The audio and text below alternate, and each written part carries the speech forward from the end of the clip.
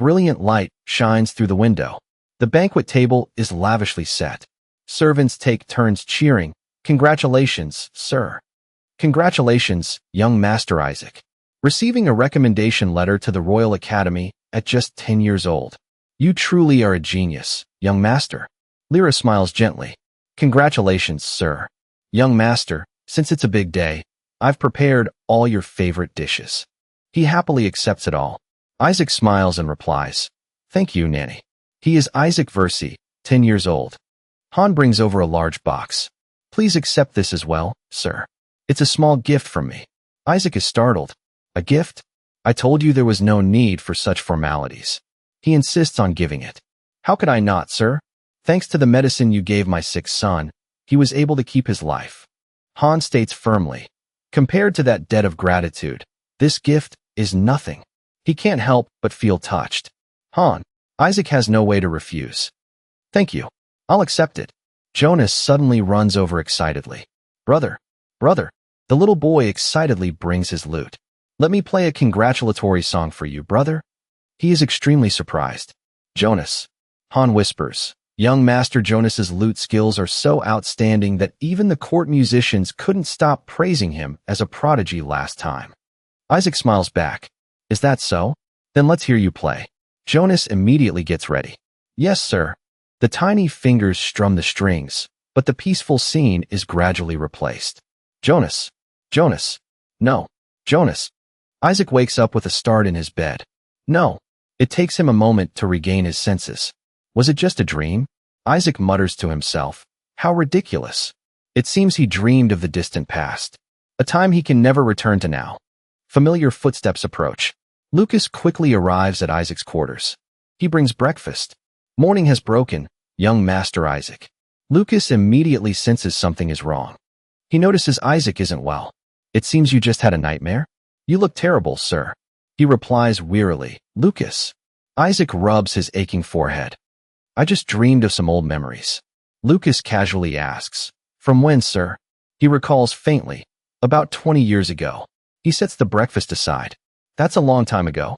Instead of dwelling on those old, dusty memories, Lucas introduces the food. How about we try some fresh cheese? He announces, after you finish your meal, we'll resume the swordsmanship training we left off yesterday. Lucas quickly leaves. Enjoy your meal, sir. Isaac frowns in thought. About 20 years ago, and around 50 years of age. That means a month before entering the Royal Academy, I caught a sudden cold. The severe illness lasted for 3 whole months. Seeing no signs of improvement, my father, Count Versi, had to seek out scholars from the magic tower. The Count received the news. You're saying it's due to a special constitution? The mage confirmed. As you know, every living being possesses their own innate mana vessel. Mana circulates at a speed corresponding to the size of that vessel. However, the mana circulation in your son's body is highly abnormal. It's so fast and violent that it's completely unpredictable. At this rate, it won't be long before the vessel shatters completely. He could only hold his head in despair. The truth I had always been running from finally caught up to me. The mana in my body erupted violently like an explosion, and then it collided with the external mana, causing a terrifying mana explosion. He suffered excruciating pain. Many people were killed and injured. When I calmed down, I saw that they had died from the sudden explosion. Not just the people in the mansion, but even my father, who seemed completely uninvolved, was also. Isaac made the decision himself. Lock me up. Tears streamed down Isaac's cheeks. Loneliness enveloped him, in a place no one could reach. From then on, Isaac began living in the basement, a place where no one could get hurt. While eating, he thought to himself, I was only 15 back then, wasn't I? Suddenly, a heavy cough sounded in Isaac's ear. He turned around anxiously to ask, Lucas? Bright red blood was clearly visible on his hand. Isaac immediately turned pale. He's coughing up blood. That's one of the symptoms of mana poisoning. It's because he's been around me for too long. He unconsciously clenched his fingers. Isaac rushed forward to support Lucas. Because you stayed by my side, even though you didn't have to. You need to rest for at least a month. He couldn't help but laugh. If I'm not here, who will serve you, young master? Besides, other than me, you don't have any friends, do you? He scolded him. Do you want me to kick you out for being so insolent? Lucas obediently left. Don't worry.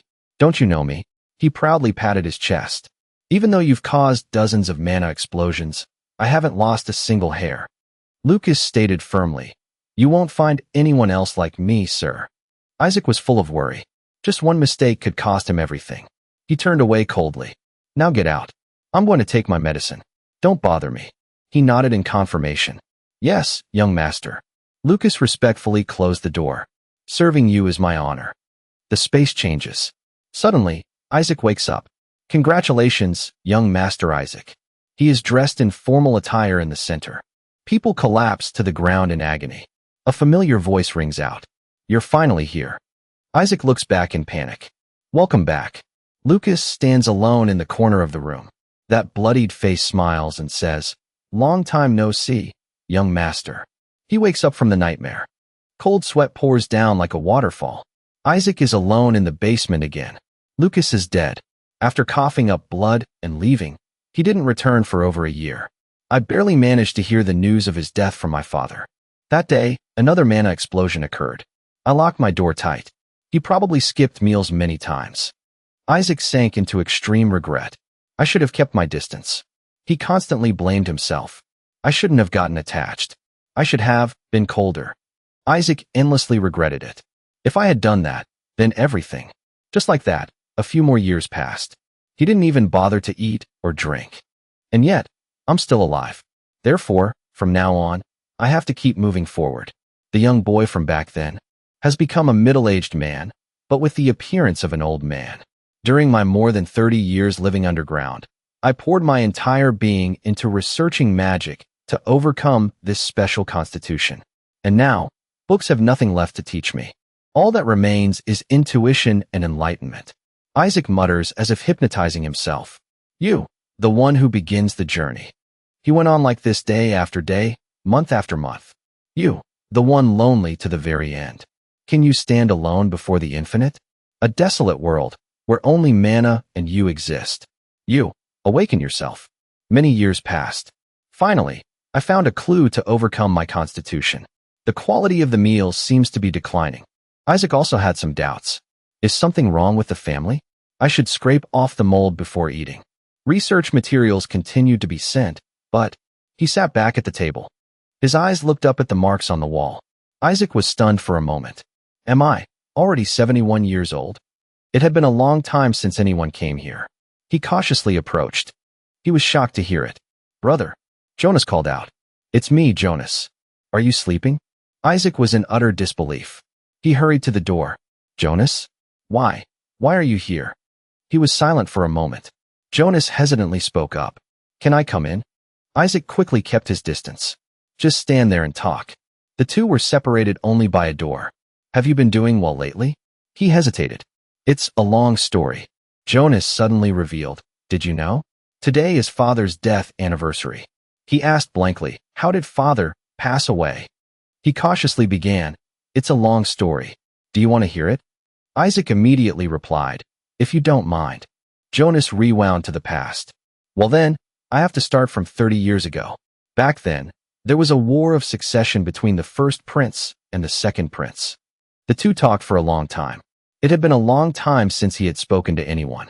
Isaac couldn't hide the joy in his eyes. It felt like going back to their childhood. He genuinely praised him. I have to admit one thing. You tell great stories. I've lost track of time. Jonas burst into hearty laughter. Really? If I had known, I would have wandered the world and lived as a bard. He suddenly mentioned, it's just that, with only one arm, it probably wouldn't be easy. Isaac was startled and felt guilty. I'm sorry. I'm truly sorry. Jonas said again. Everyone loved you very much. He poured his heart out. It's a pity. For the last time, I wanted to see your face, brother. He was immediately terrified.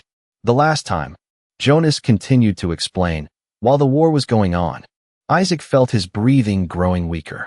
A gate opened. Monsters from an unknown, distant world. The extremist faction of the new religion. The atrocities they committed. When he opened the door, it was also the moment Jonas collapsed. He was no longer breathing. Isaac couldn't help but feel a deep ache. He stared in shock at the sword next to Jonas. Were you really talking all that time after. Isaac immediately decided to take him outside. Let's go. You can't just lie here forever. He supported his younger brother and walked upstairs.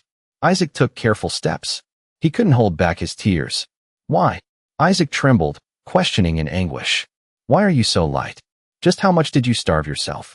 The door leading outside was right in front of him. The cold air hit his face. Isaac hadn't seen the light in a long time. Little did he expect to see such a devastating scene this time. A giant monster had destroyed everything. Isaac reached out his hand to catch it. It's snowing, Jonas. The ground is frozen solid. I can't bury you right now. Let's wait until spring. I'll bury Jonas in the family cemetery. And then, I'll rest too. Time gradually passed. The trees began to sprout. A butterfly landed on the hilt of the sword. Isaac had finished burying his family member. He clutched a stone tightly. Isaac gently reached out his hand. A blazing fire appeared. He smiled in relief. Do you see it, Jonas? Isaac was endlessly moved. Even though it's late, I finally did it. The stone in his hand split in half.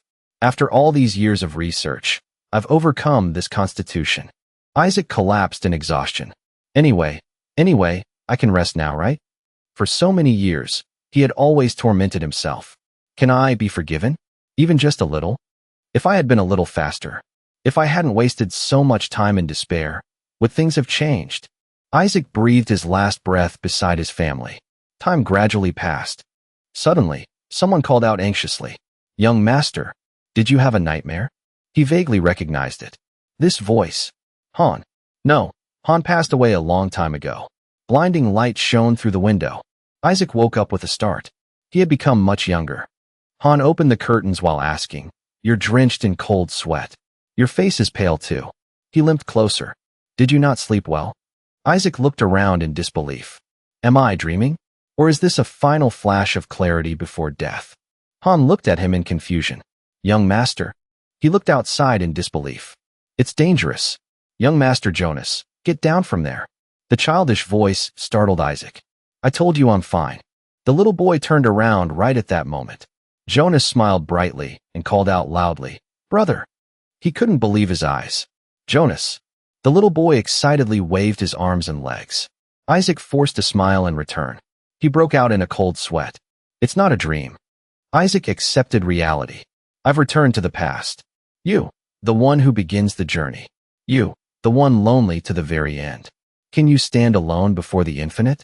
A desolate world, where only mana and you exist. You, awaken yourself. Let go of your thoughts. Discard the perspectives deeply engraved in your life. Break the chains of the past and become your true self." A new opportunity had come to him. Shards of porcelain were scattered all over the room. The maids took turns complaining. "This room is a total mess. The young master is truly an ungrateful, hot-tempered brat. Tomorrow, when the master returns, I'm going to quit." They gossiped freely. Maybe it's because of his illness that he's getting more and more sensitive.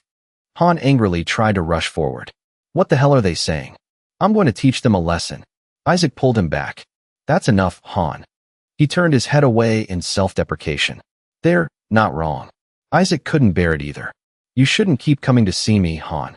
You got hurt today just because you were near me." He couldn't bear to leave. Han knelt before him. "No, young master." He persistently comforted him. "I still care about you. Right now, you're just going through a difficult time." Han stated firmly, "It will pass. And when it does, none of this will be a big deal." He smiled reassuringly. "Isn't that just how life is?" Just like that, Han, the man who used to smile so brightly, eventually lost his life in a mana explosion caused by me. Those who cared about me all died because of this heart. Isaac blamed himself. "No, I was the one who killed them." Jonas was still calling from outside. "Brother, come play with me." Lyra called out anxiously. "Please come down." He gradually made up his mind. If this is reality. Isaac clenched his fists. "Then what I must do is..." Han quickly replied, "Yes, young master." He ordered coldly, "Get out." Isaac roared angrily, "Get out of my sight. Right now." Han froze for a moment. Then he obeyed. Understood. He had made up his mind. "It's better this way. Being near me will only bring danger." Han paused for a moment. He seemed to see right through Isaac. "Please don't try to shoulder everything alone. Han gently advised. Sometimes you can trust us too. I don't remember him ever saying those words. Or am I still dreaming because I wanted to hear them? He swung his hand and slapped his own face. Isaac was stunned speechless. It hurts. Is this really reality? Then how did I die before? He looked outside again. Isaac made up his mind. Whether it's a dream or reality, it doesn't matter. I must stop myself from having another mana explosion. In the past, there was someone who was also born with a mutated constitution. His name was G. Versi. He reached a realm no human had ever achieved. A 10th circle archmage. And he is my ancestor from many generations ago. After investigating underground, I found the records he left behind. Thanks to that, I understood better how to utilize this special constitution. After years of meticulous research, I found a way to overcome it. Isaac quickly perfected it. This is the first step. A runestone. The ultimate crystallization of my discoveries. Carved onto a mana stone, then burned and fused to create a runestone. He thought to himself in awe, my hands used to tremble from old age, but now it's too easy. It's great to be young again. To prevent the side effects of this mutated constitution, the mana explosions, the mana vessel must be able to withstand the turbulent flow inside. But my mana flows too fast, too violently, to the point where the vessel can't handle it. A normal person would die instantly when it shatters. But strangely enough, my vessel regenerates as if it had never been destroyed. Because of that, it can explode 10 or 20 times. Isaac couldn't help but tell himself, I really am a walking disaster. This runestone will help safely replace the mana circuits. A continuous shockwave is applied to the damaged area, thereby forming a new circuit. Thanks to this, the impact of the violent mana flow is dispersed. He pondered deeply, but the success rate is extremely low. Before I died, I only succeeded once. Isaac remembered it vividly. That tiny flame was the proof. He started nervously. Will it succeed this time? A fierce flame erupted, but it was unexpectedly large. Isaac was extremely shocked. He was quite overjoyed. This power. Isaac's heart twinged with pain. The circuits reacted. A surge of mana ran through his entire body. Isaac was bewildered. The stone in his hand lit up. A small flame sparked from it. It grew larger, more intense. He realized with joy. I knew it. The circuits have increased to 3. Isaac was stunned for a moment. Each circuit has its own distinct function and path. Now I can cast 3 spells simultaneously. It worked. He calmed himself down. No, this wasn't my goal in the first place. My goal is to prevent any more mana explosions from happening. Therefore, 3 circuits aren't enough. I have to use magic more frequently to expand the circuits and reduce the burden on the mana vessel. Until I achieve that, I won't let anyone stay by my side. Time flew by. It was already evening. Han brought food over with a bright smile. It's time for dinner, young master. He acted as if nothing had happened. We have cold-cut sandwiches. Isaac didn't know what else to say. I told you to get out. Han didn't listen at all. You've been eating so little lately. Please have a bite. He was completely helpless. He's not listening to a word I say. Isaac couldn't understand it. And what's with this sweet, gentle tone of voice?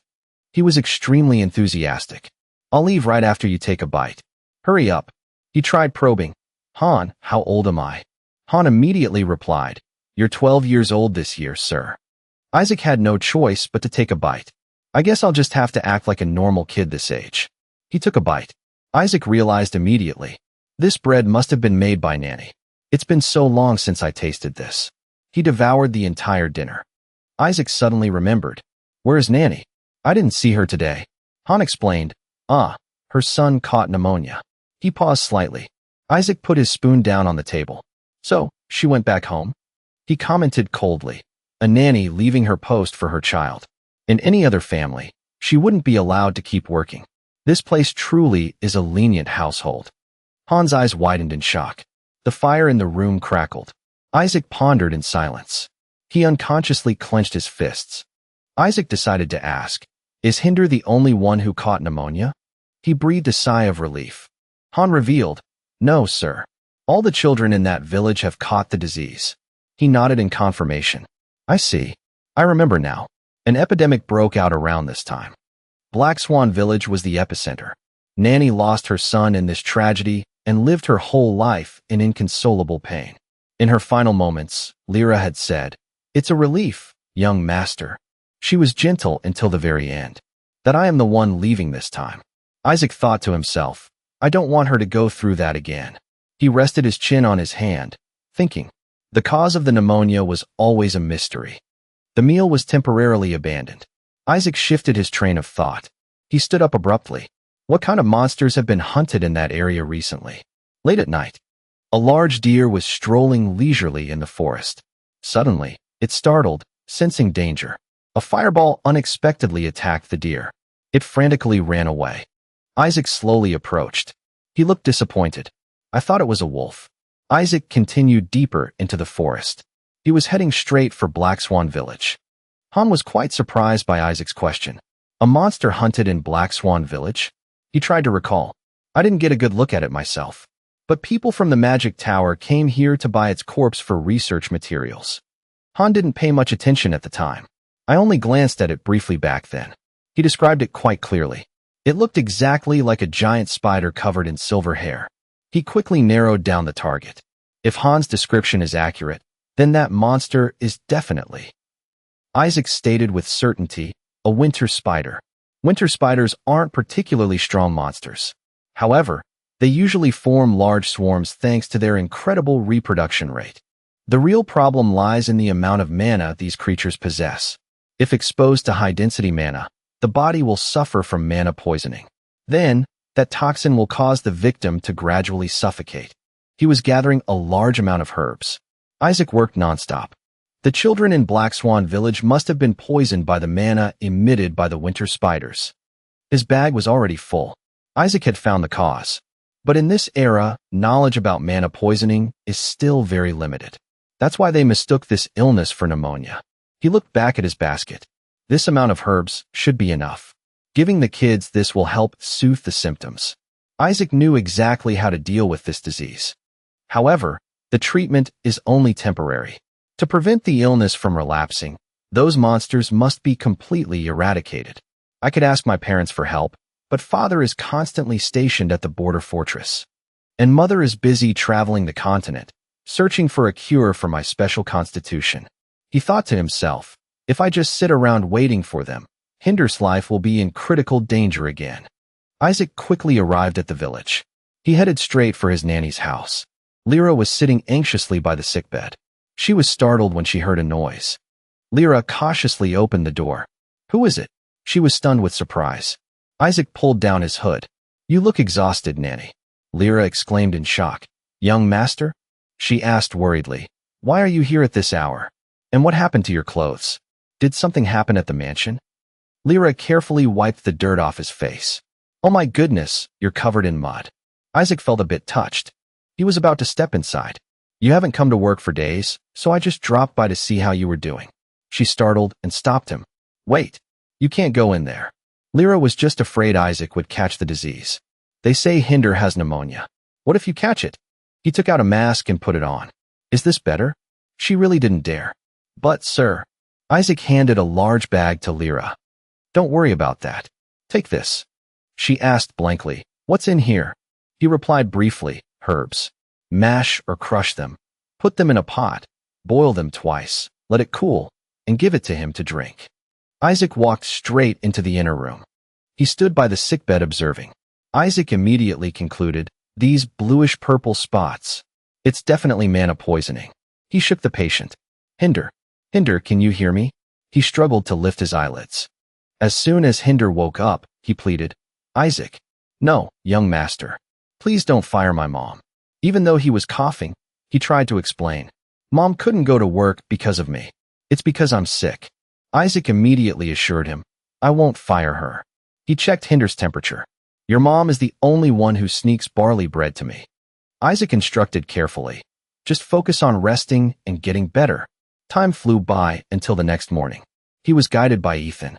"This is the abandoned mine you were looking for." Isaac peered inside. "Are you sure this is a limestone cave? It's really dark in there." He affirmed confidently. "Yes, I'm sure." He handed over a gold coin as payment. "Thank you. This is far enough. I'll take care of the rest." Ethan turned back to warn him, "Please be careful. People have gone missing around this area before. Isaac replied as he walked. Thanks for the warning. He had ruled out the other areas. Winter spiders usually prefer limestone caves. Since this is the only limestone cave in the region, it's highly likely this is their nest. Isaac came prepared. Well then, before heading in, flashes of light appeared around him. I need to prepare a bit.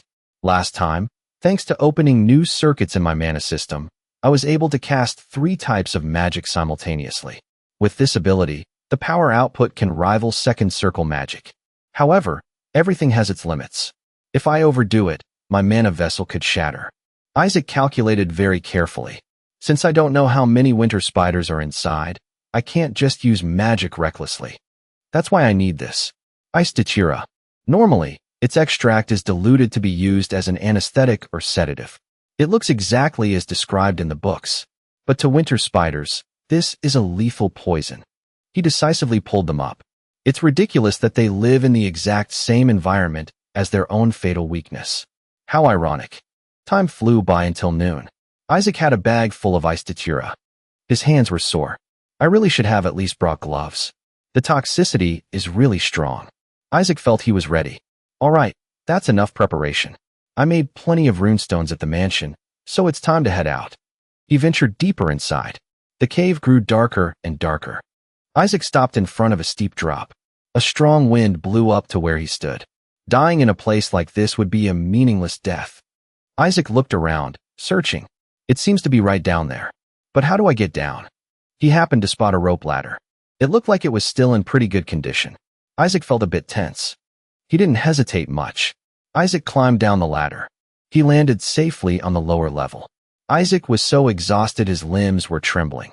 He furrowed his brows tightly. Looks like I found the right place. Before Isaac's eyes were piles of dry bones. Corpses were piled up on the floor. It looks as if all their bodily fluids were drained dry. And this is a human collarbone. Could these be the missing people the hunter mentioned? A deafening noise echoed closer to him. Isaac was startled. The oppressive aura was getting closer. He cautiously prepared to face it. The magic power in Isaac's hands grew stronger. He was ready to fight. Isaac launched a fireball at the winter spiders. He successfully created a safe zone.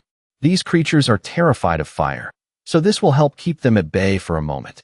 Isaac took off some of his gear. I need to get ready before they swarm me. He covered his nose and mouth. Isaac took out the Ice Datura. He focused intensely. Isaac locked his eyes on the target. First, the herbs. He decisively set the bag of Ice Datura on fire. A faint poisonous scent spread through the air. The swarm of winter spiders seemed to slow down. This was Isaac's chance. Now let the hunt begin. He stood up abruptly, burning with determination inside a study room. Isaac sat working at his desk. Suddenly, a loud voice rang out. What the hell did you do to let things get this bad? He paused and went to the window to look. Below, 3 people were arguing. Watch your mouth. You're standing before the noble lord. Who in this place doesn't know that already? Liam shouted angrily. Right now, I am questioning the master of this land. About why you failed to protect your own people. Why did you abandon Black Swan Village like that? What? The other person suddenly yelled. Shut your mouth right now. He turned and walked back to his seat. So noisy. Maybe I should tell them to board up those windows. No, maybe I should just move down to the basement. It's quiet down there, and there's no one around. That way, I can focus better on researching my special constitution. While I'm at it, I should coat all the walls with dimeritium. Since it's N or with high magic resistance, it'll be very helpful in dealing with mana explosions. Isaac looked up and asked, What do you think, Han? The room was completely empty. There was no one but him. Han. Isaac stared blankly. He softly muttered, All right. Han is dead. Isaac lowered his head and diligently continued writing. The scratching sound of the pen echoed. The space became quiet again. His writing speed increased. Isaac's eyes widened, staring down. He wrote more and more frantically. His eyes were wide open, looking terrifying. The entire room was filled with nothing but the sound of the pen. At this moment, in a cave, Isaac was sitting still, deep in thought. He looked up and asked himself, Why do I keep reminiscing about these dusty old memories? The winter spiders. It seems the Ice Datura is working quite well. I can't feed the poison directly to the monsters. But if I burn it and let the smoke spread like this, their bodies will gradually paralyze until they suffocate and die. Of course, I'm not safe from that smoke either. That's why I had to wrap a wet handkerchief around my face as a primary filter, and then use the mana inside my body to purify the rest. At the same time, I create a fireball, compress it, and use phase alteration magic to maintain vigilance. Purification, fire magic, and phase alteration on the fire magic. Now I can cast 3 types of magic simultaneously through 3 mana circuits, also known as multicasting. Thanks to that, I've bought enough time until the spiders weaken. Isaac pointed his finger forward and said, "Farewell." A massive explosion immediately occurred. He strolled leisurely through the sea of fire. Isaac sensed something. He pondered. It seems they're all fleeing in the same direction. A glint appeared in Isaac's eyes. Looks like there's a water source over there. He walked quickly. Isaac's clothes suddenly caught fire. He hurriedly took them off. These things catch fire really well. But at this rate, I'll suffocate from the smoke too. Besides, it's way too hot. Isaac threw his coat on the ground. I need to end this quickly. At night, the cave became freezing cold. He walked along the flowing water. Isaac shivered, hugging himself. It's freezing in here. I shouldn't have thrown my coat away. I didn't expect the temperature to drop below freezing like this. He suddenly looked up. Wait, this is... Above Isaac's head was a nest of eggs. Are these all eggs? If it laid this many eggs, could it be? Suddenly, a sound echoed. He was startled by the noise. Isaac quickly turned to look. His eyes widened as he stared at it. The eggs were gradually falling down. He regained his composure and raised his hand. Isaac launched flames forward. The crackling sound of the fire echoed. He was stunned when he saw the scene. A drop of sweat rolled down Isaac's cheek. A massive spider suddenly appeared behind him. Isaac sensed it immediately. As soon as it lunged, he dashed away. Isaac lunged forward to dodge. He turned to look back. Damn it! Why are my instincts about these things never wrong? Isaac was stunned when he saw it. It's a winter spider queen. Unlike its kin, it's a monster with fire resistance and carries the breath of frost. That's exactly why they're called that. Winter spiders. The spider quickly lunged forward. He hurriedly stood up to attack. A flame slammed hard into its face. Isaac gritted his teeth, thinking, as expected, just a few fireballs won't be enough to set it ablaze like the others. The only comforting thing is that its movements aren't very agile. Suddenly, a wave of pain hit his body. My body is reaching its limit. With a 12-year-old body that has no real combat experience, staying up all night and using magic all day leading to this is only natural. While Isaac was thinking, the spider approached. He forced himself to look up. Isaac's eyes narrowed slightly. Speaking of which, images from the past appeared. The barley bread Han gave me was really delicious. In this barren northern region, where even wheat can't grow, the reason I got to eat soft white bread was all thanks to Nanny. Because I was a picky eater and absolutely hated black bread, she traveled all the way to the distant city every week to buy the finest wheat. Isaac suddenly smirked. When I get back, I'll have to ask her to make a lot of it. He took out a crowbar. Even if it's a spider queen, it's ultimately just an arthropod. Isaac also took off his backpack. The backpack swung in his hand. With a loud crash, it shattered into pieces. The spider's eyes turned blood red. He gripped the crowbar and ran straight toward it. His face grew more serious. The crowbar stabbed straight into the spider's eye. A stream of green blood spurted out. Its agonizing shriek echoed. Isaac gritted his teeth and pulled back. He slid under the spider's belly. He tightly grabbed one of its legs. A loud noise rang out. Both of them fell down. Isaac scraped against the ground. I have to hold on. I still lack the accuracy to shoot them. And I don't have the spare energy to keep launching fireballs either. Even if I luckily land a hit, I can't deal a fatal blow to a fire-resistant creature. In that case, I have to give up on long-range attacks. This is completely different from the fireballs earlier. Initiate, compress, and then... A loud shout echoed in his head. Condense it a bit more. Isaac frowned and shouted angrily. He swung his fist and punched it hard. Die!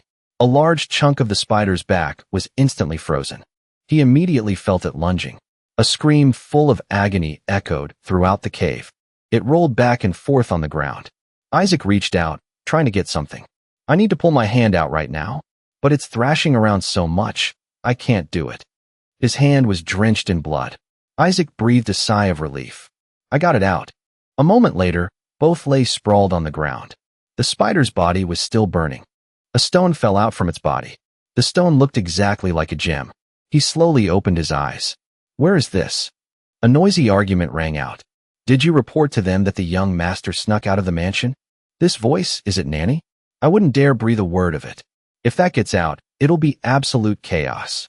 Is that Han? Han replied in a panic. But you really didn't know anything? Didn't you hear the young master trekked all the way to that abandoned mine? Lyra put a hand to her face. I have no idea either. A local hunter guided him there. But since then, he's been busy hunting, so he doesn't know the exact situation either. Right. I managed to take down the winter spider queen, and then passed out after hitting my head on the ground. Luckily, I woke up shortly after. Then I forced myself to drag my body out of the ruined mine to return to the village. After that, I ran into Han loitering at the village entrance. He panicked when he saw me collapse, and then I just passed out. Isaac slowly opened his eyes. That's right. Thanks to doing exactly as the young master instructed, little Hinder is completely cured. Han smiled gently. The young master's true nature has always been like that. It's true that he's been a bit more sensitive since the mana explosion that day, but how could that kind heart ever change? Hearing that, he felt a bit embarrassed. Isaac sat up. Han. He quickly looked over. Young master, you're awake. He asked, how long have I been asleep? Han immediately replied, you've been asleep for about half a day, sir. How are you feeling? I'm fine. It's still within my tolerance. She scolded him, slightly angry. What do you mean tolerance? Why did you go alone to such a dangerous place? Isaac was silent for a moment before saying, I just accidentally fell while picking some herbs around there. Even if I told them a 12-year-old kid killed a monster, they'd just think I was talking nonsense. It's better if I just make up some excuse. Anyway, how is Hinder doing? Lyra sighed and replied, thanks to the herbs you gave, he's improved a lot. The other children in the village are doing better too. He looked up and smiled faintly. That's a relief. It's best to keep the mana poisoning a secret. If the higher-ups find out, the scholars will immediately jump in to interfere. All the winter spiders are dead. And then what? Who could have possibly done this? It'll be a huge hassle if the spider corpses in the mine are discovered. She suddenly asked, but how did you know so much about those herbs, sir? Even the doctor sent by the Lord didn't know a thing. Isaac immediately looked away. I just happened to read about it in some books. Let's not talk about that anymore. It's time to go. Han. He was flustered hearing that. Right now, sir? It's snowing heavily outside. He turned to leave the bed. If it gets out that I sneaked out of the mansion, things won't end well for you either, will they? Lyra brought a basket of fruit to Isaac. Please take these as well, sir. The villagers asked me to give them to you to express their gratitude. He picked up an apple and looked at it. Nanny, take another week off to rest. You won't have peace of mind working until Hinder is fully recovered, right? She asked, a bit troubled. Will that really be okay? The head butler definitely won't let it slide. Isaac suddenly said something that confused Lyra, who said, I'm just letting you rest. He held up the apple and ordered, use these to make jam. She asked again, apple jam, sir? Isaac took a bite and replied, to eat with barley bread. On the day you return to work. Lyra was a bit stunned. Then she smiled. Tears welled up in the corners of her eyes. Lyra added softly, how about I make an apple pie too, sir? He smiled in praise. Sounds good. Morning. The sky was clear with mild sunshine. At a large mansion, Isaac was running and breathing heavily. A week had passed. His speed was incredibly fast. During that time, my mana circuits have also undergone a transformation. The 3 mana circulation loops have increased by 1, bringing the total to 4. Thanks to that, the mana circuits are significantly more stable. The number of spells I can cast simultaneously has also increased to 4 layers. Fighting the winter spiders and pushing myself to the limit probably helped a lot. The diligent daily running surely contributed as well. Using magic requires thorough calculation and sharp intuition. It's a process that consumes a lot of mental energy. When the body is exhausted, the mind will collapse as well. A clear mind requires a resilient physical foundation. The reason I quickly reached my limit at that abandoned mine was because of this young, untrained body. In my previous life, Lucas used to train my physical stamina regularly. The image of Lucas smiling appeared. His face suddenly darkened. A sudden call rang out. Young master. Siller brought a private doctor over. Today is the day of your regular health checkup, sir. He stopped and wiped his sweat. It's head butler Siller. He placed a hand on his chest and smiled brightly. Greetings, young master. How are you feeling today? This is the private doctor my father appointed. He's renowned as the most illustrious physician in the neighboring regions. Go ahead and do it here. But even he doesn't fully understand my constitution. Andrin stepped forward to observe. It seems there are no serious issues today. In fact, you look healthier than ever. Then I will begin adjusting your prescription. Isaac thought. He just jumps to conclusions like that. He opened his briefcase. Inside were 6 vials of medicine. This is a medicine called Panacea. It helps stabilize the flow of mana. Isaac picked up a vial and looked at it. Panacea, huh? Father really went out of his way to find me some top-tier goods. In the common tongue, Panacea is understood as a cure-all. For some, it's used as a stimulant and as a stamina enhancer for soldiers. Although this medicine is known for its effect of stabilizing mana, to make the flow smoother, translating it as a stabilizer is acceptable. But in reality, that's a misunderstanding that arose during the translation of the ancient language. Its true effect is to stimulate the flow of mana. In other words, it's nothing short of poison for someone with uncontrollable mana like me. However, in my current situation, it will act as a suitable catalyst. If used well, it will help me increase my mana circulation loops. Well then, see you next month, sir. All right. Thank you for your hard work. After finishing the conversation, Andrin left. He turned around and saw Siller looking at him. Isaac asked, Do you have something to say, Siller? He replied, You seem quite calm today. Don't you usually fly into a rage when being examined? That's also why all the doctors in the direct territory refuse to be your private physician. He chuckled upon hearing the question. Is that so? Should I have gotten angry? Siller was silent for a moment. Then his lips moved. His next words stunned him. I heard you cured the pneumonia of the children in Black Swan Village. Isaac asked calmly. You know about that too? Siller answered frankly. I just heard it from Han, sir. He thought to himself. So you interrogated Han. His face grew angry. If this becomes public, the advisory council definitely won't let it slide. Isaac was a bit startled by Siller. I'll overlook it for now. He bowed low and whispered. But from now on, please learn to restrain yourself. Siller's eyes looked at him coldly. Since a long time ago, I could never get close to Siller. He was always a dry and rigid head butler, a cold old man who always kept his distance from everyone. However, Siller unexpectedly picked up Isaac's briefcase. If you truly cannot hold yourself back, he grabbed it and added, then at least discuss it with me first. He was also surprised by the sight. According to what Jonas told me right before he died, Siller, who had served the Versi family since the previous patriarch's time, clung to his position until the Versi family collapsed, and then he sacrificed his own life. He actually always cared deeply for this family. Isaac nodded and smiled. I understand. Thank you, Siller. He just remained silent and said nothing. Siller thought for a moment and then asked, By the way, you've been running every day lately. Is there a special reason for that, sir? He looked up and glanced at him. Throughout history, every mage who reached the 5th circle or higher rigorously trained their bodies. If it's a body used to channel mana, shouldn't it require a corresponding physical foundation? Siller's eyes widened slightly in surprise. At night, inside a room, there's a report that the young master has completely cured the pneumonia for the children in Black Swan Village. The verification process is complete. With this specific constitution, it will be difficult for the young master to use magic in the future. However, I humbly suggest that the path of a scholar or alchemist might suit him. With this, his lordship will surely be somewhat relieved of his worries. Suddenly, there was a knock on the door. Come in. A maid entered. Excuse my intrusion, sir. Siller looked up. Rosa, it's you again. She replied, a bit frightened. Please forgive me, head butler. The maids keep disappearing and never coming back. I don't know about Clara's case, but as for Annette, she's a very hardworking girl. She hasn't missed a single day in the past 3 years. Rosa's eyes grew red.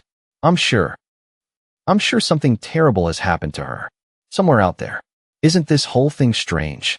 The servants stood talking to each other. In just 2 short months, 3 maids have already gone missing. You think so? This Versi territory was never an easy place to live in the first place, Bill said smugly. Since it's way up north, the weather is incredibly harsh. On top of that, bandits and monsters are constantly harassing the Alliance. Lily pointed at him. So you're saying you're planning to pack up and run away too, huh? Hey, I'm just throwing out a hypothesis.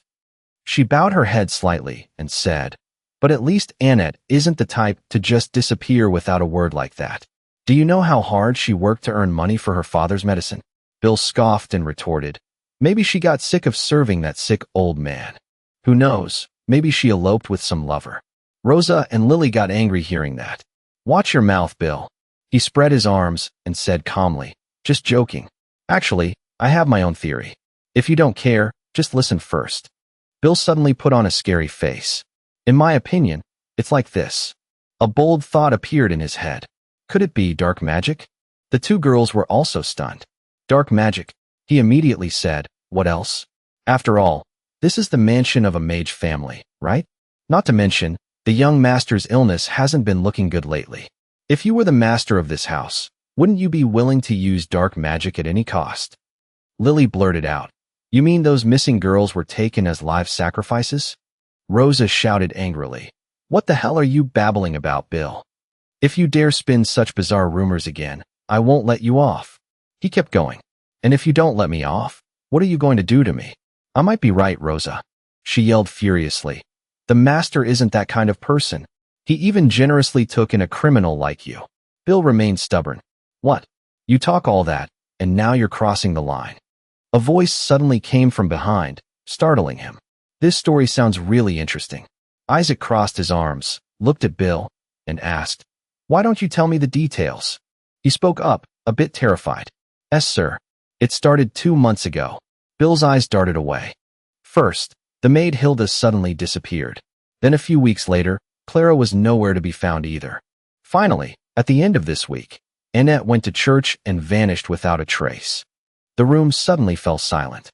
He asked in a cold voice, do you know the reason why? Bill thought to himself for a moment before speaking.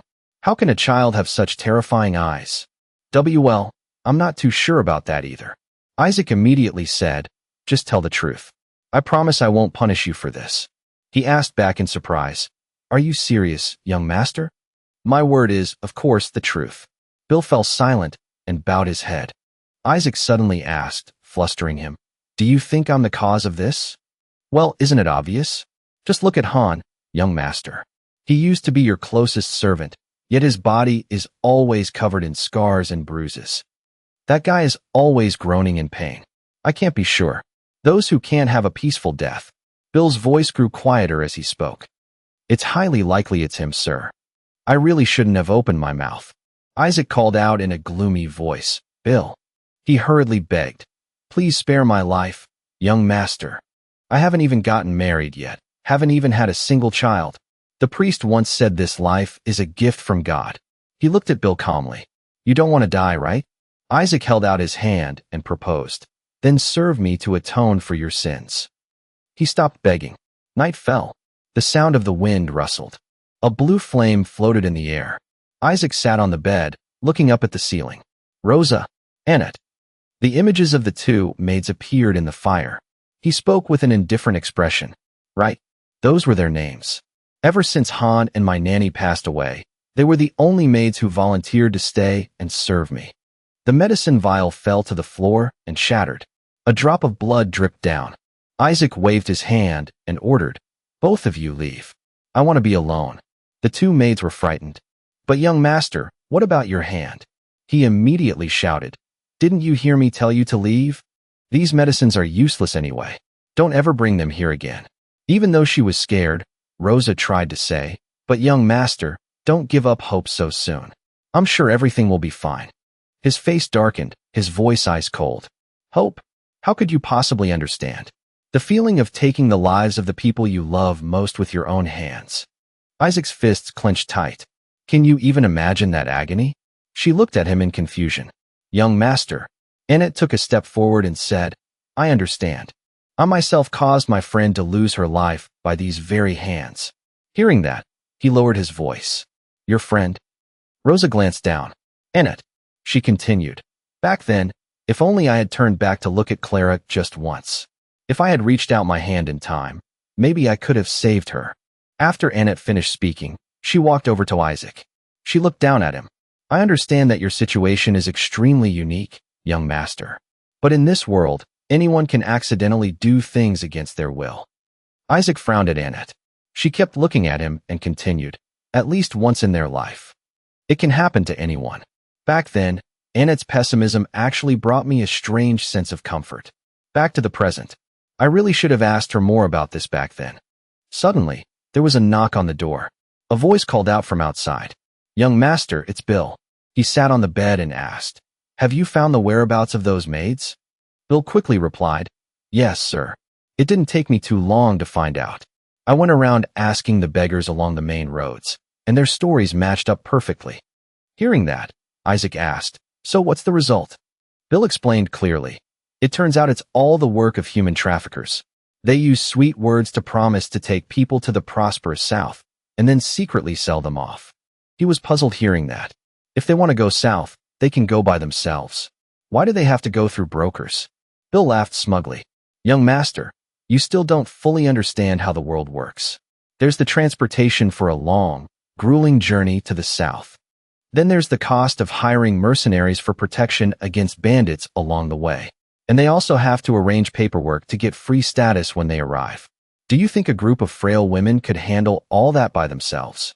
Isaac rested his chin on his hand, thinking, I see. That makes sense. Bill thought to himself, kids will always be kids.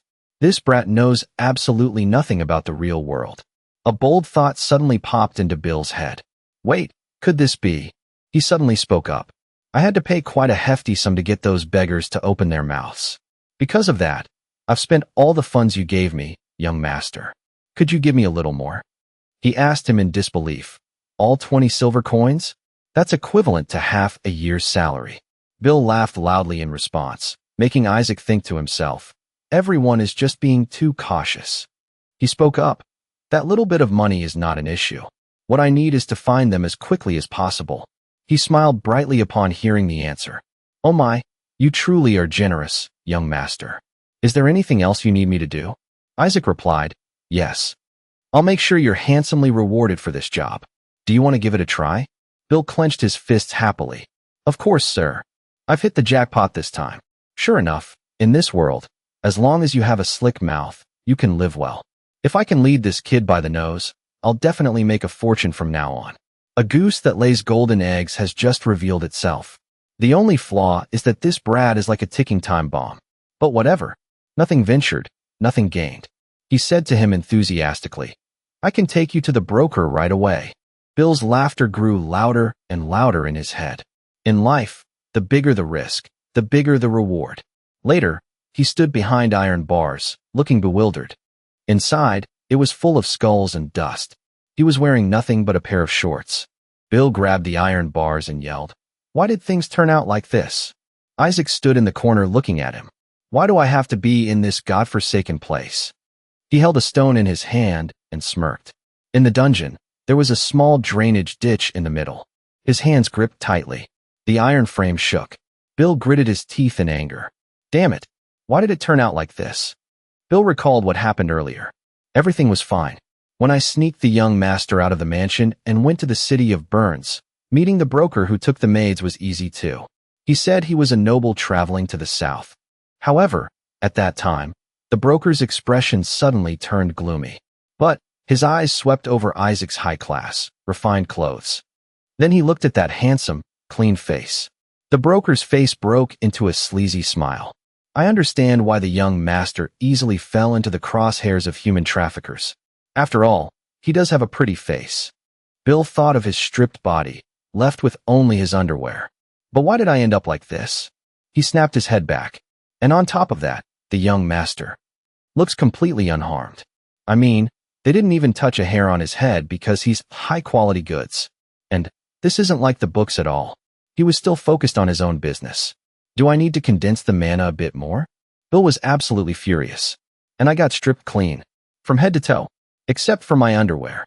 Unable to take it anymore, he yelled. So, what do we do now? We've come all this way, you must have a plan, right? Bill demanded urgently. Stop playing with that rock. Say something. Isaac just calmly reminded him. Where did all your manners go? But he didn't care anymore. Can you still care about manners in my position right now? We're about to die. Bill let out a heavy sigh. I'm going to go find Annette and the others. Of course you are.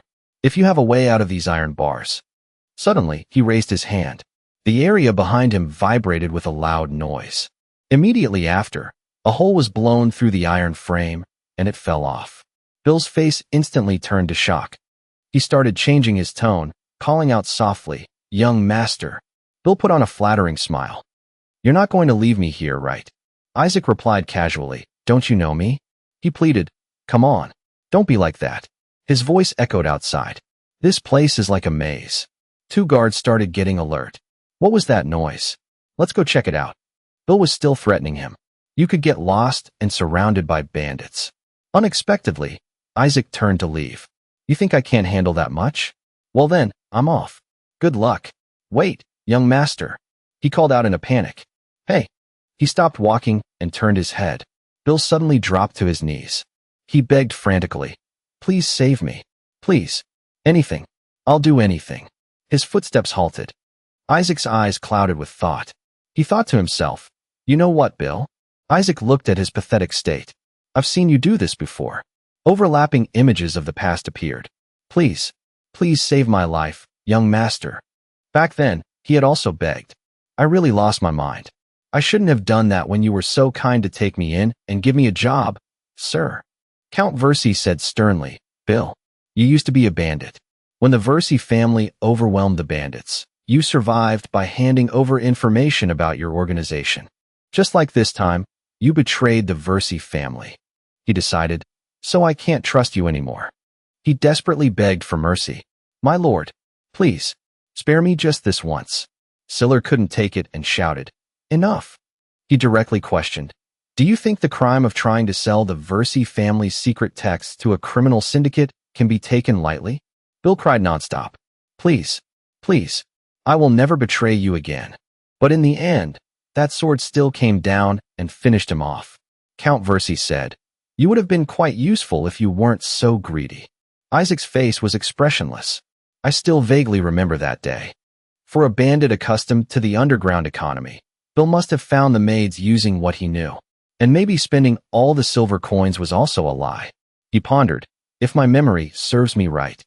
The criminal syndicate that Bill tried to sell the secret text to in my previous life is also the organization that kidnapped the maids now. Those bastards expanded their power through human trafficking. They'll quickly spread across the Versi territory like mold. And then they'll torture people. Anything that could be a threat to the family must definitely be eliminated first. At this moment, Isaac took a scroll out of his coat. You said you'd do anything, right? He held it out in front of Bill. Then I need you to do this first. In a dimly lit room, next to the dining table, several men were lined up. One person was cutting meat on a plate. Well, you're not eating anything again.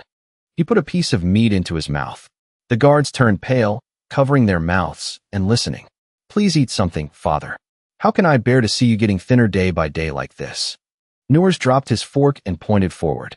You're in there, aren't you? Opposite him was a skull hanging on a wooden stake. Just wait a little longer. The day I succeed with dark magic, we'll meet again. He sighed sorrowfully. You're not answering again. Has your soul grown weak? Suddenly, Noors asked a guard standing nearby. Hey, where's my bathwater? He stammered. WL. The only people left right now are the goods ready to be sold. Suddenly, a massive hand slammed into him. Noors lifted him up. Red blood began to gush out. The others listened in terror as he spoke. This should be enough for me to bathe in, right? Noors glanced at them. I'll be waiting. A subordinate immediately replied.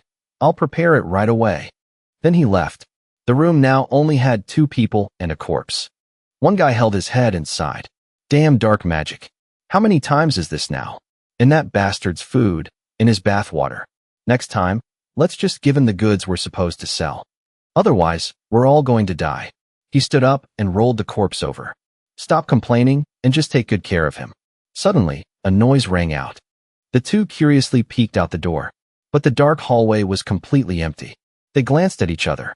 Suddenly, both of their faces turned to panic. The noise terrified them. What was that sound? Their faces lost all composure. Someone quietly gulped. Suddenly, something appeared. Boss Noors. A head full of hair rolled to their feet. Immediately after, Noors's bloodied face appeared, eyes wide open. The two were instantly scared out of their wits.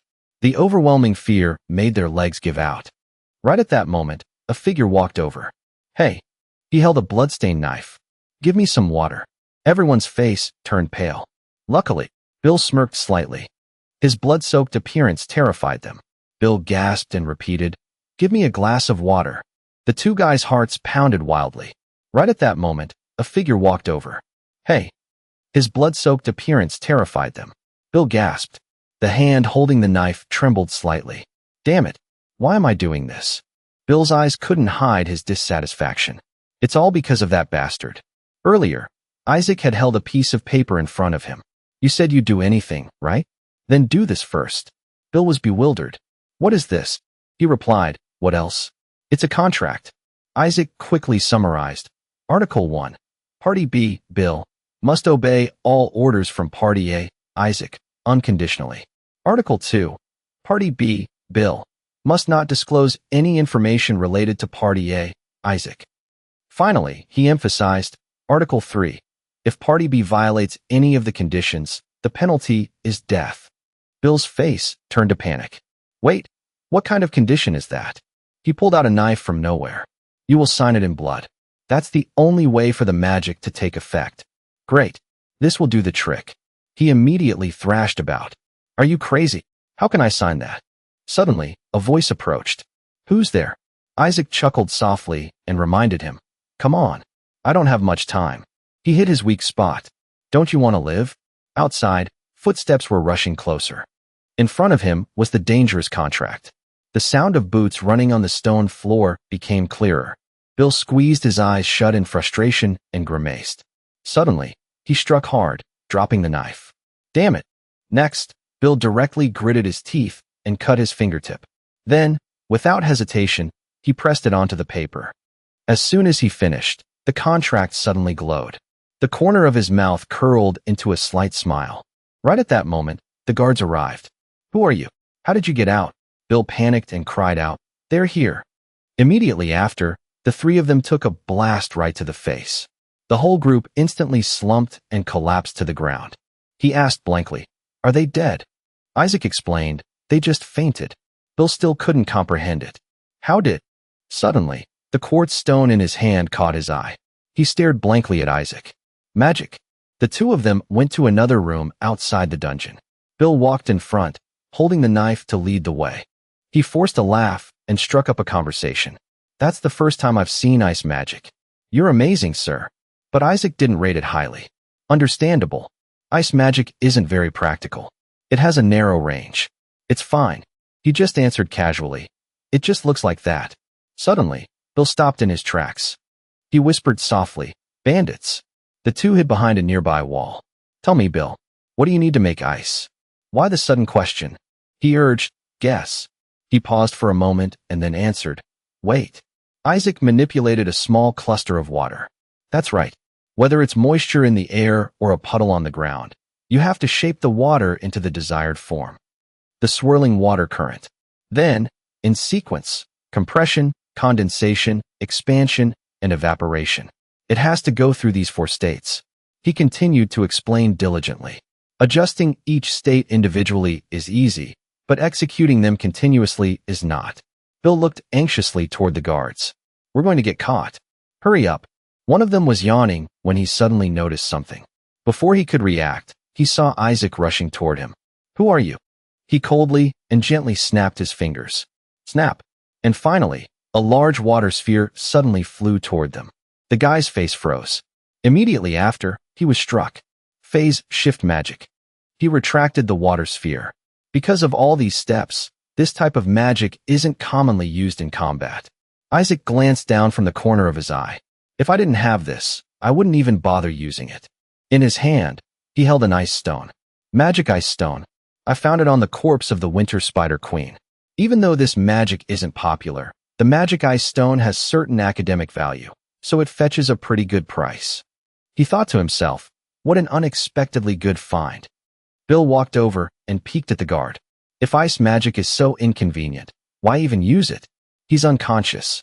He explained, because it's not popular, very few people know about it. It's hard to distinguish from blunt force trauma. And since the ice melts, it leaves no trace, making this magic perfect for stealthy assassinations. That dark, terrifying expression made Bill freeze. He whispered, aren't you going to finish them off? At this moment, two other guys spotted them. Who are they? How did they get out? Bill was still wondering. Even if we kill them, they'll just be replaced soon. Behind his back. But won't they just end up doing the same things anyway? Isaac replied while launching an attack. That's exactly why I'm keeping them alive. The two newcomers were instantly knocked down. His eyebrows furrowed slightly. I will only kill. Unfamiliar footsteps appeared in his line of sight. His vigilance began to rise. Neos' massive body approached. Just one person. He looked at them suspiciously. You guys. Bill cried out in panic. Neos. He hurriedly warned. Young master, he's the leader of that gang. He's a psycho who tears people apart with his bare hands. He asked back, is that so? But Isaac wasn't worried at all. Anyway, it saves me the trouble of looking for him. The water sphere began to emit a faint light. Then, an ice spike materialized. He controlled it, launching it toward the man. Neo's eyes widened as he was about to be impaled. Surprisingly, he swung his arm and swatted it away. Bill exclaimed in shock. He blocked the ice with his bare hands. Isaac was also somewhat surprised. You've got some strength. Which tribe are you from? Bill grumbled in complaint. Is this really the time to praise him? What do I do now? I'm going to be torn to pieces. Suddenly, Neo spoke up. Hey, you guys. He chuckled in amusement. You're the merchandise, right? I was just worrying about not having enough bathwater. Talk about good luck. Neo's gaze shifted to Isaac. And a mage, huh? You'll make excellent material for my dark magic. Hearing this, Bill started to panic. Wait. Spare me. I'm not with him. He slowly reached his hand out. Bill begged in terror. I'm just a normal guy. Suddenly, his fingers stopped. Bill opened his eyes in confusion. The sight of the ice block behind him shooting out a long ice spike, piercing right through his chest. It struck his heart. He froze. The ice block he had blocked earlier. At this moment, Isaac still maintained his casting posture. Neos coughed up a mouthful of blood. Seeing him collapse, he finally called out, Bill. Isaac looked him in the eye and declared, from now on, you are the leader here. You know what needs to be done, right? His face stiffened. His hand gripping the leather tightened. Then, Bill let out a roar and charged forward. Isaac stood there with a slightly troubled expression. He closed his eyes and thought to himself, everyone has to do something they don't want to do, at least once in their life. It happens to everyone. Annette's words seemed to echo in his ears. You probably won't be able to undo it or wipe it clean. It will haunt you and leave a mark for the rest of your life, young master. At that time, she was wiping his bloody hands as she spoke. Then you will only have two choices left. One is to endure the shame of that sin. Two is to try and live for that person as well. Isaac's expression carried a deep sense of suppression. He recalled the past. Back then, Annette, weighed down by the guilt of losing her friend Clara, gave me that advice. Ahead, a few guards had caught him. Bill threatened, "Get me a glass of water, you bastard." Isaac told himself, "But I don't need to hear that advice a second time." The wheels rolled forward. On the carriage were Annette and the other maids. Although her clothes were stained, her eyes still shone brightly. Annette walked toward the castle. Because in this life, Annette won't lose her friend. Hilda brightly brought up a topic. Did you hear? The nobles from the south are looking for women from outside the city. Hearing this, Clara couldn't help but be curious. Why is that? She guessed. Could it be that the women in the city are too ugly? So they're looking for beautiful women outside to marry. She also started to have her own thoughts. Should I go to the south then? Hilda covered her mouth slightly and said mysteriously, I looked into it a bit. Her cheeks flushed slightly. There are people who can take us to the south. We just need to give them a little money. Annette, who was sitting quietly, was suddenly asked, startling her. Hilda, Annette, do you want to come along? But she refused. I think I'll pass. I still need to take care of my father. Now, Annette stood in the study, reporting back. That was the last time I saw Hilda and Clara. We never saw them again after that. Isaac thought to himself, just as Bill suspected. He asked further, were you kidnapped while looking for them? Annette nodded in confirmation, her expression somewhat heavy. When I saw them again in the sewers, they had completely lost their minds. Her voice was filled with despair. If I had stayed there a few more days, I probably would have gone crazy too. Isaac sympathized with that. It's understandable. He remembered that horrifying scene. Because that's a place where people are either sold or eaten. Even I, someone who lived to be 70, would struggle, let alone these young girls. Suddenly, Annette confessed. Actually, I could have escaped. Recalling it made her feel uncomfortable. The iron gate they used to lock me up was broken. At that time, Annette was standing in front of the iron bars, stunned. Beside her, a sudden sobbing sound echoed. She turned and saw Clara with disheveled hair. Deep down, Annette couldn't help but be shaken. If I stay here a few more days. Her hand gripping the iron bars trembled, leaving Clara behind. Hearing this, Isaac's eyes also grew sorrowful. Annette continued, if so, I might have personally sent my friend to her death. That's what happened. He expressed his understanding and gratitude. It must have been hard for you to recall those memories. Thank you for telling me. She suddenly stammered. Annette looked a bit flustered. There's one thing I'm still wondering about. He was curious. What is it? She recounted. When the bandits brought us back to the mansion, Clara and I were so happy. Annette remembered that moment. But Hilda was different. She was trembling in fear, biting her nails. No. If I go back to the mansion, if I go back, I'll... Hearing this, Isaac was also puzzled. If she went back, she would die, she replied helplessly. It seemed like it wasn't just the fear of being punished. He rubbed his chin, considering it seriously. I think I understand. I'll look into it. Annette smiled, standing and looking at him for a moment. Suddenly, she covered her mouth and giggled. Rosa said something like this. She said maybe the bandits suddenly let us go because of you, young master. Annette teased. What nonsense, right? Isaac crossed his arms, thinking helplessly. She's quite perceptive, isn't she? She continued, but it actually makes sense. Because the only person who pays attention to servants like us is you, young master. He was a bit stunned and surprised by those words. Isaac's blue eyes widened. Then he called out softly, Annette. Isaac said sincerely, thank you. I'm glad you think so. He was about to say more, but then stopped. And never mind. We'll talk later. Although she didn't quite understand, Annette didn't ask further. Ah, yes. I'll take my leave now. The room door slowly closed. Isaac stretched his arms forward comfortably. His face couldn't hide his relief. Isaac thought of Annette. I found an unexpected talent. Maybe teaching her magic is worth a try. That day, sunlight streamed through the castle. Whispers and gossip echoed. Did you hear about the maids who just came back?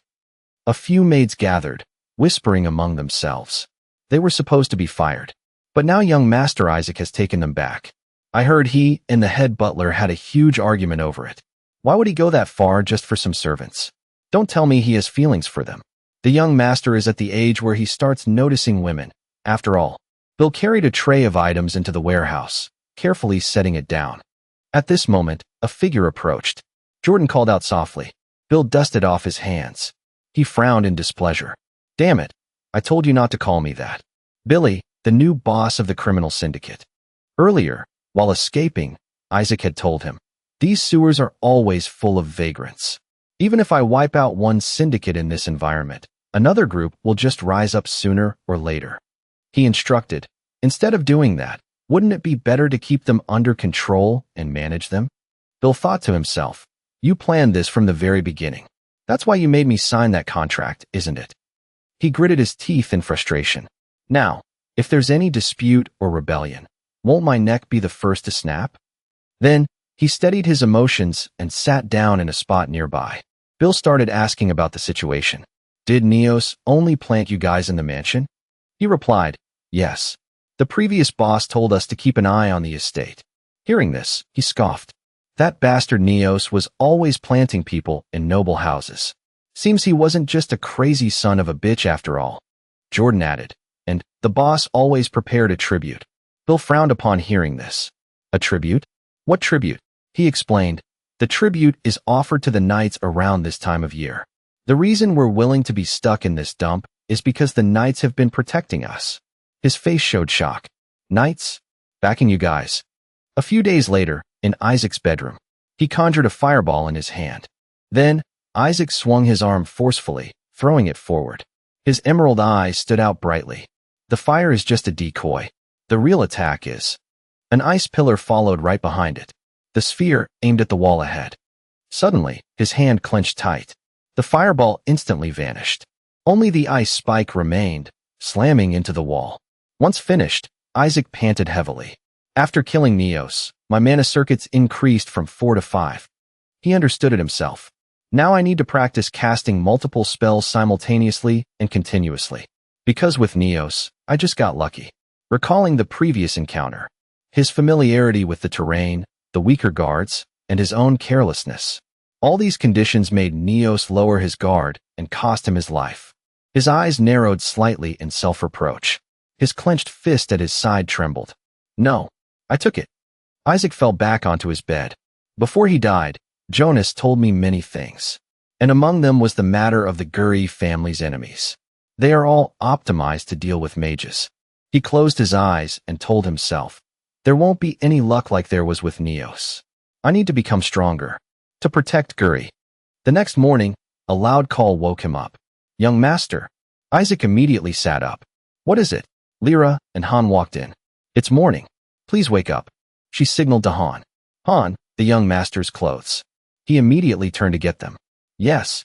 He put his feet down on the floor and asked, why so sudden? Why are you doing this? Lyra brought over a basin of water. What do you mean? She announced with a bright smile. The Lord has returned. Hearing this, he couldn't help but be startled. Isaac's heart skipped a few beats. Outside the city gates, Guri rode in on horseback. Thinking of that, he absent-mindedly asked, Father is back.